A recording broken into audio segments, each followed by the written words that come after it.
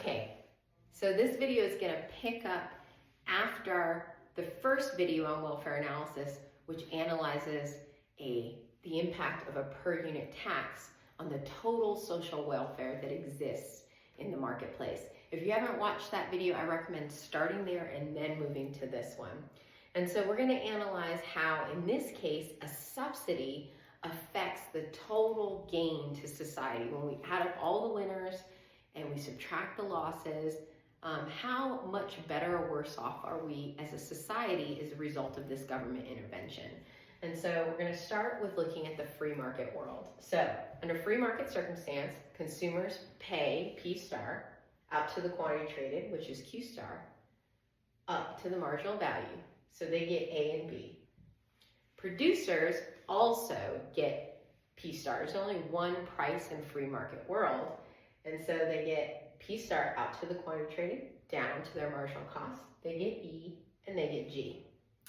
Now, this all changes when a government subsidy, a per unit subsidy, is introduced to this marketplace. And how this changes is we are going to just expand the amount traded. So I want you to envision this as a big old wall that pushes out the amount traded beyond what you would get under free market circumstances. So let's look at the implication for consumers, producers, and in this case, taxpayers. Taxpayers don't pay and they don't get anything under free market circumstances.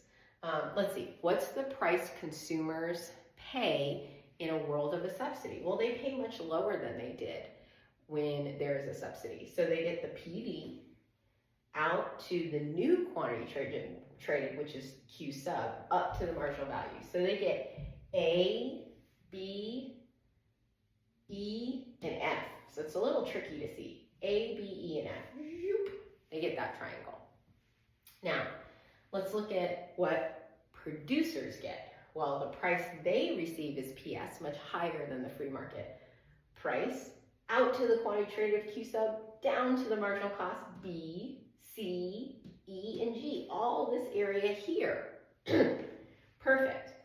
But we're not done because somebody's got to pay for these subsidies. There's no subsidy fairy. And so as a result,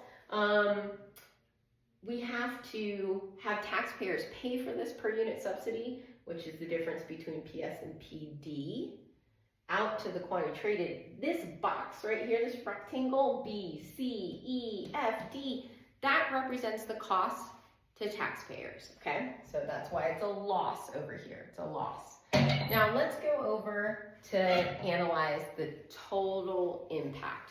Well, what happens when we introduce a per unit subsidy is that some people get larger slices of the pie. So you can think of consumers get more, producers get more, but taxpayers, we have to take some out of their pie to pay for this. And when we look at the total size of the pie, we actually get some losses. So the total size of the pie reduces, and it reduces by what's called deadweight loss. And that deadweight loss is represented by area D. Now, what is area D? Area D represents units traded whose marginal cost is greater than the marginal value, meaning we're spending more resources than we're getting in return, and thus it must make total social welfare decline as a result. What this signals is all the units between Q star and Q sub are not valuable in society.